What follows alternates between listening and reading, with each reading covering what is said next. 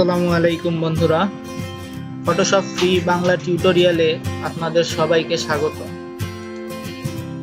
আজকে আমি আপনাদেরকে যেই টুলটির সাথে পরিচয় করিয়ে দিব তার নাম হচ্ছে পেন টুল।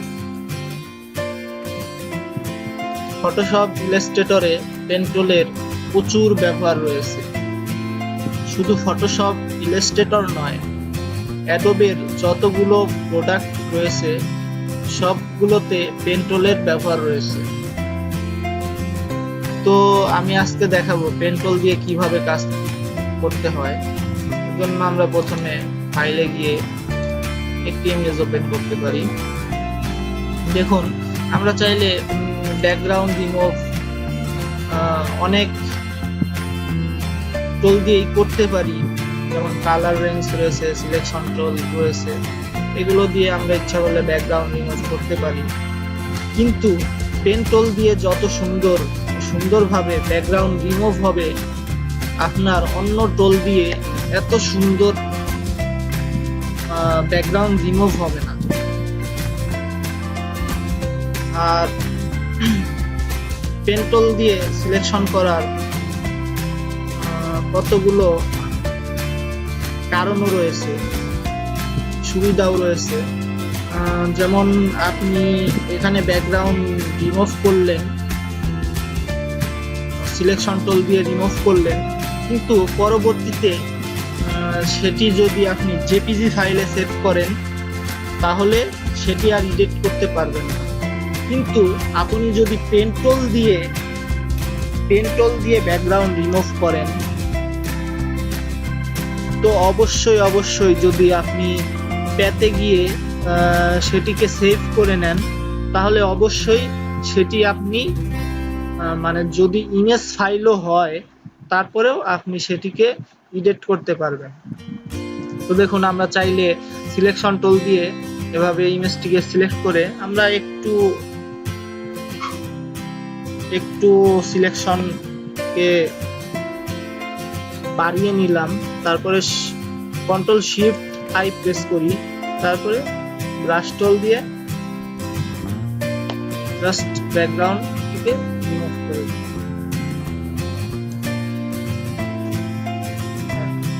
আমার এখানে এইরকম করার কারণ হলো এটা, যে এটা পূর্ণ একটি কালো একটি গ্যাপ, যে কারণে এটি সিলেকশন টুল দিয়ে অনেক সুন্দর সিলেকশন হয়েছে। কিন্তু এমন অনেক বিষয় পাবেন যেগুলো আপনার সিলেকশন টুল দিয়ে এত সুন্দর সিলেকশন হবে না।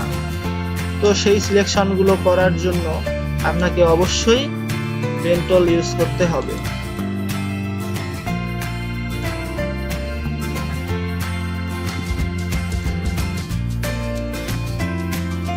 তো আমি এখন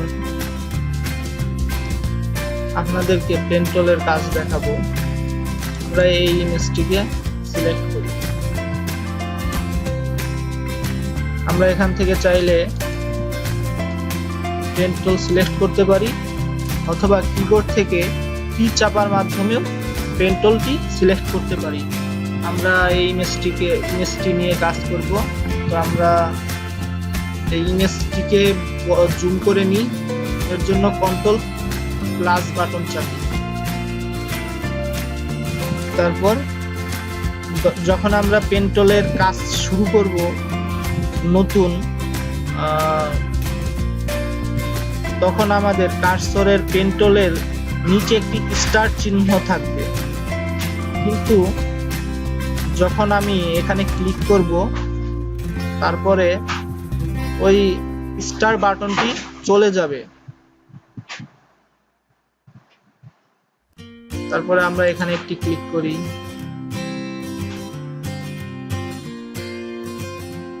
তারপর আমরা জুম করে নিই।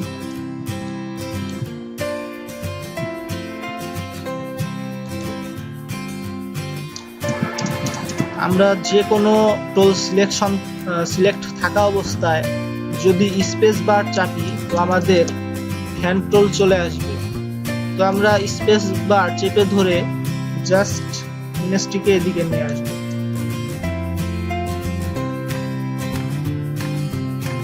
তারপর আমরা এখানে একটি ক্লিক করে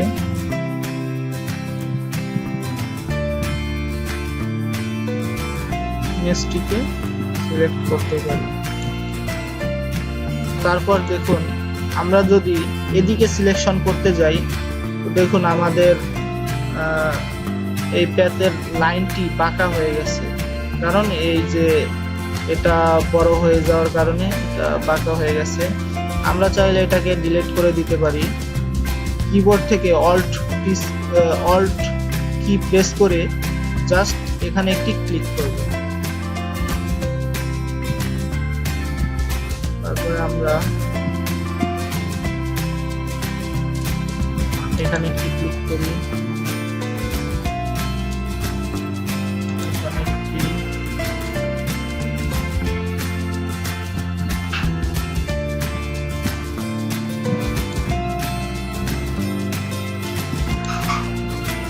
তারপর মাথাটিকে আমরা দিতে পারি।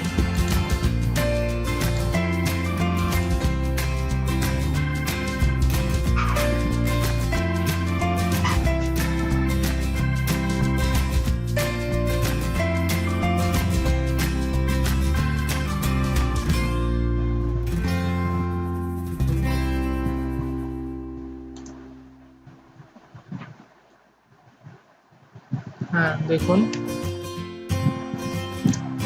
আমাদের এইখানে সিলেকশনে প্রবলেম রয়েছে। দেখুন আমরা চাইলে এটাকে ঠিক করতে পারি। আমরা এখান থেকে ডিরেক্ট সিলেকশন করি, সিলেক্ট করে এটাকে যেখানে ইচ্ছে সেখানে সরিয়ে নিতে পারি।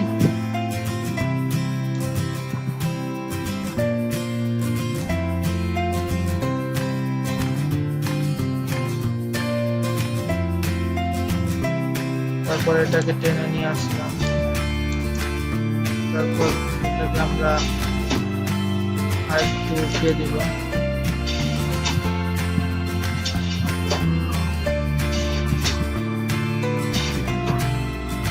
দেখুন আমাদের চমৎকার সিলেকশন তৈরি হয়ে গেল। তারপর আমরা এটাকে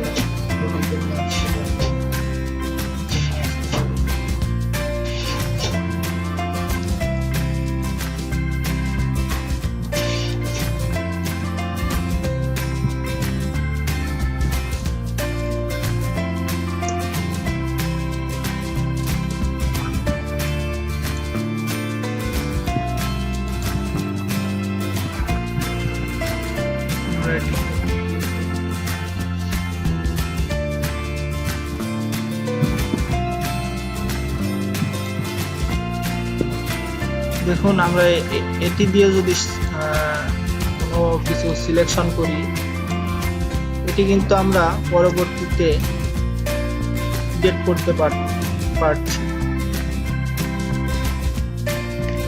তো আমরা পেন টুল দিয়ে যখন পাথ করব, তো অবশ্যই আমরা এই প্যাথে গিয়ে এটির উপরে ডবল ক্লিক করে এটিকে সেভ করে রাখবো। তা না হলে আমরা যে সমস্যায় পড়ব সেটি হলো, আমরা যদি পেন টুল সিলেক্ট করি, দেখুন সিলেক্ট করলাম,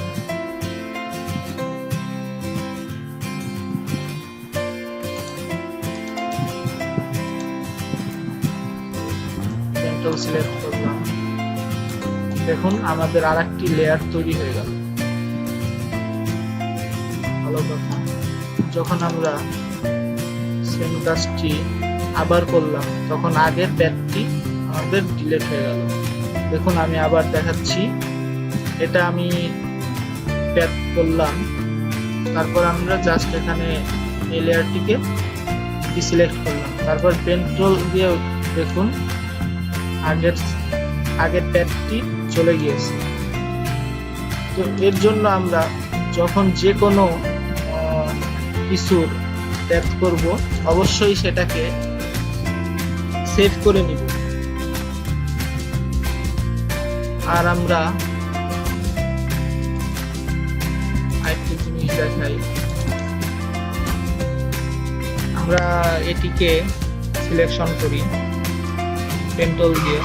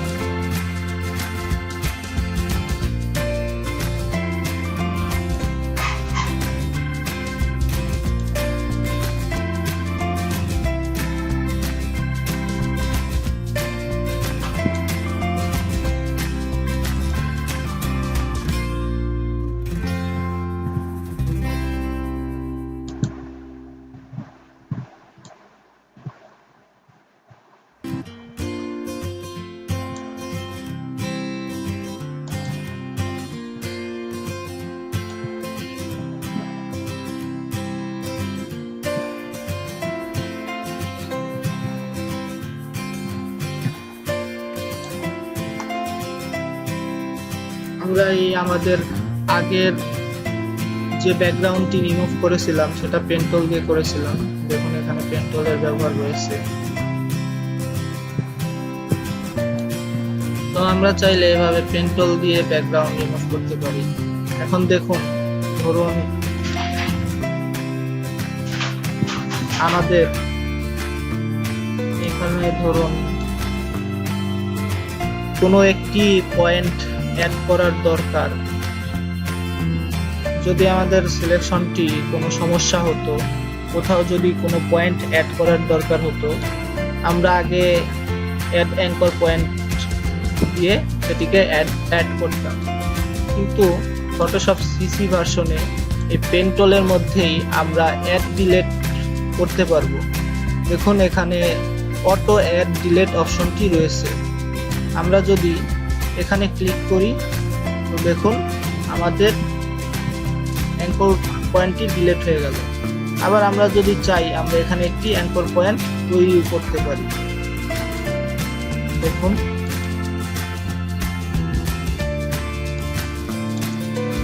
আমাদের এখানে কিন্তু একটু সমস্যা রয়েছে, আমরা সেটা কিন্তু অ্যাঙ্কর পয়েন্ট দিয়ে ঠিক করে দিতে পারি।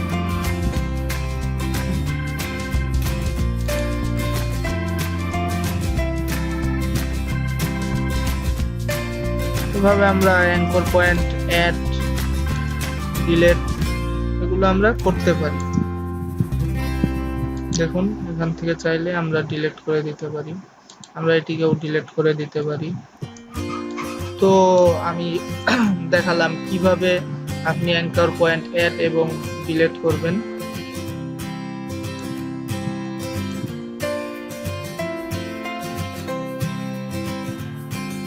এখন আমি দেখাবো সেটা হলো এখানে আমরা পাথ করেছি। তো আমরা এটা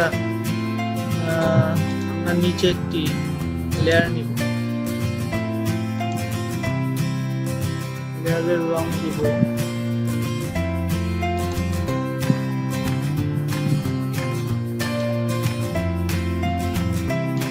এই রংটি দিলাম,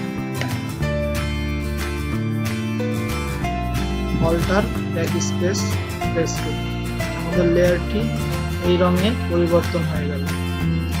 তো আমরা এখানে একটি সিলেকশন করেছিলাম, আমরা এই লেয়ারটি সিলেক্ট করে এখানে কন্ট্রোল প্রেস করে ক্লিক করি। দেখুন আমাদের লেয়ারটি সিলেক্ট হয়ে গেছে।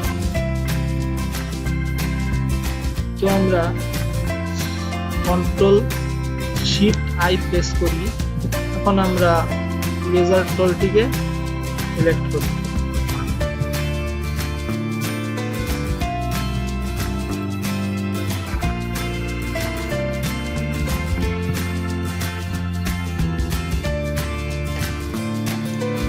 দেখুন আমাদের ব্যাকগ্রাউন্ড রিমুভ হয়ে গেল, কিন্তু এই ইমেজটিকে রিয়েলিস্টিক মনে হচ্ছে না যে ইমেজটি এখানে ছিল। এখন আমরা যেটা করতে পারি সেটা হলো এফএক্স মেনুতে গিয়ে ড্রপ শ্যাডো,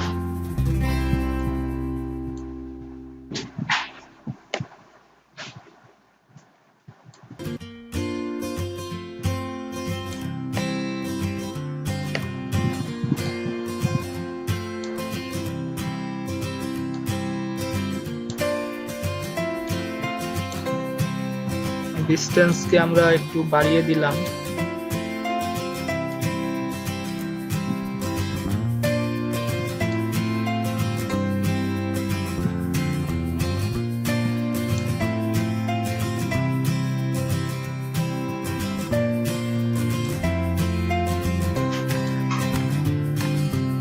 এখন আমরা 50 করে দিই। দেখুন এখন কিন্তু অনেকটা রিয়েলিস্টিক মনে হচ্ছে যে এখানে ইমেজটি এখানেই ছিল। তো এখন আমরা এই ইমেজটিকে সেভ করব, ডেস্কটপে গিয়ে ইমেজটিকে জেপিজি ফরম্যাটে সেভ করলাম।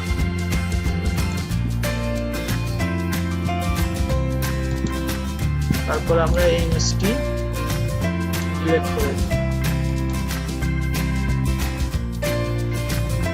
তারপর ইমেজটিকে আমরা আবার নিয়ে আসি, এখানে নিয়ে এসে যখন কপি লেখা উঠবে তখন আমরা ছেড়ে দিই।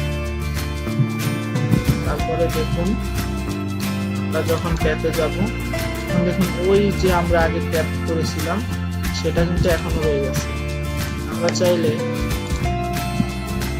এই অবস্থায়ও এটাকে আমরা এডিট করতে পারি। দেখুন আমরা এখনো সবকিছু এডিট করতে পারি। এটা হচ্ছে পেন টুল ব্যবহারের সুবিধা, যে আমরা যদি কোনো ইমেজ পেন টুল দিয়ে এডিট করি, তারপর সেটাকে যদি জেপিজি ফাইলেও সেভ করি, তারপরেও আমরা এডিট করার অপশন পাবো। কিন্তু আমরা যদি এটা কালার রেঞ্জ, সিলেকশন টুল, বিভিন্ন টুল রয়েছে, কুইক সিলেকশন টুল, তারপর আপনার ম্যাজিক ওয়ান টুল, এগুলো দিয়ে সিলেকশন করলে আমরা কখনোই ইমেজ ফাইলে এডিট করার অপশন পাবো না। এজন্য আমি আপনাদের সবাইকে সাজেস্ট করব আপনারা ব্যাকগ্রাউন্ড রিমুভের কাজ পেন টুল দিয়ে করবেন। তো এখন আপনার ইন্টারনেটে, আপনার অনলাইন জগতে পেন টুলের প্রচুর কাজ রয়েছে। ব্যাকগ্রাউন্ড রিমুভ, ক্লিপিং পাথ, এগুলোর প্রচুর কাজ রয়েছে। আমার এখন ইন্টারনেট নাই, তো যদি থাকতো আমি দেখাতে পারতাম যে কিরকম কাজ রয়েছে ইন্টারনেটে। ব্যাকগ্রাউন্ড রিমুভ, ক্লিপিং পাথের কিরকম কাজ রয়েছে।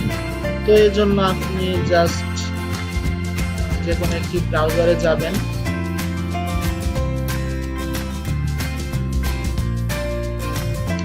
যাওয়ার পর আপনি এখানে লিখতে পারেন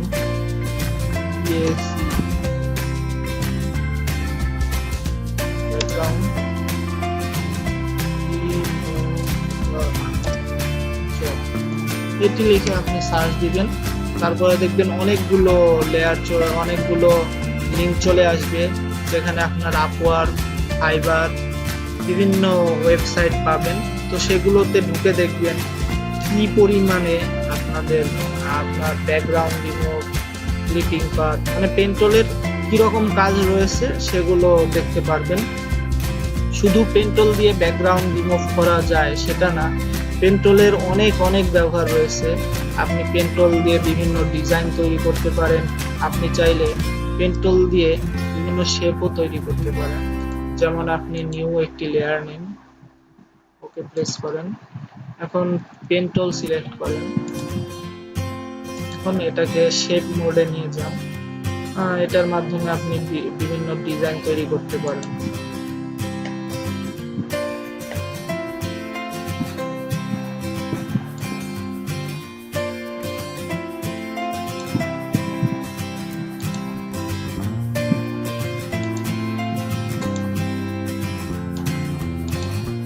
এরকম ভাবে বিভিন্ন ডিজাইন আপনারা তৈরি করতে পারেন। তো অবশ্যই পেন টুল সিলেকশন করার পর আপনাকে শেপ মোডে থাকতে হবে। আর যখন আপনি ব্যাকগ্রাউন্ড রিমুভের জন্য পেন টুলকে ইউজ করবেন তখন অবশ্যই প্যাতে সিলেক্ট করে নেবেন। এই পেন টুল দিয়ে আমরা ফটোশপে বিজনেস কার্ডের ডিজাইনগুলো করতে পারি।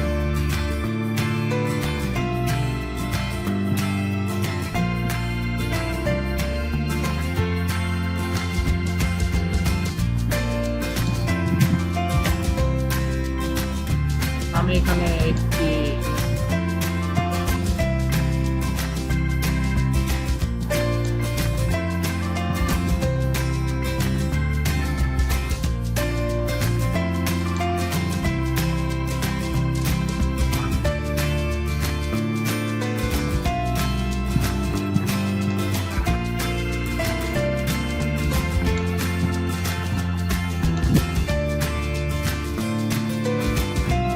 দেখুন আমরা পেন্টল দিয়ে বিভিন্ন কাস্টম শেপগুলো নিতে পারি, আমাদের যেভাবে দরকার আমরা সেভাবে নিতে পারি। আমাদের এখানে যে টোলগুলো রয়েছে সে টোলগুলো দিয়ে আমাদের ইচ্ছা মতো শেপ আমরা নিতে পারবো না। যেমন এটা এভাবেই আসবে, বা এইভাবে যাবে, বা এইভাবে, বা এইভাবে, এরকম ভাবে শেপগুলো আসবে। কিন্তু এখানে যে টোলগুলো রয়েছে এটা কর্নার গুলো এভাবে আসবে, তারপর এটা এভাবে আসবে। আপনাদের কিছু ডিফল্ট শেপ দেওয়া রয়েছে, কিন্তু আপনি চাইলে পেন্টল দিয়ে আপনার ইচ্ছা মতো শেপ টানতে পারেন। পেন্টলের আমি এর আগেও আরো ব্যবহার দেখিয়েছি, সেটা হলো যখন আমরা টাইপ টুল নিয়ে কাজ করেছিলাম তখন আমরা পেন্টলের একটি ব্যবহার দেখিয়েছিলাম। আমরা যখন এখানে অবশ্যই পাথ মোডে সিলেক্ট থাকবে, তারপর জাস্ট এখানে একটি ক্লিক করলাম, এখানে একটি ক্লিক, তারপর টাইপ টুল সিলেক্ট করলাম, জাস্ট এখানে একটি ক্লিক করলাম। এখন আমরা চাইলে এখানে কিছু লিখতে পারি। দেখুন আমরা এই লেখাটা লিখতে পারলাম, লেখাটা এরকম বাঁকা হলো। আমরা পেন্টল যেভাবে টানবো আমাদের লেখাগুলো ঠিক সেইভাবেই আসবে।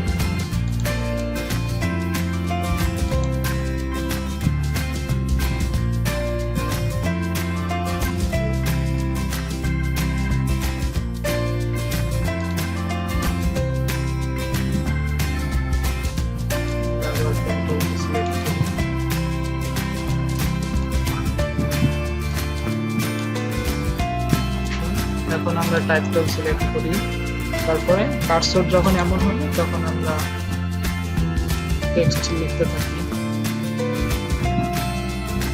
দেখুন আমাদের পেন্টলটি যেদিক দিয়ে গিয়েছে আমাদের টেক্সট গুলোও সেদিকেই যাবে।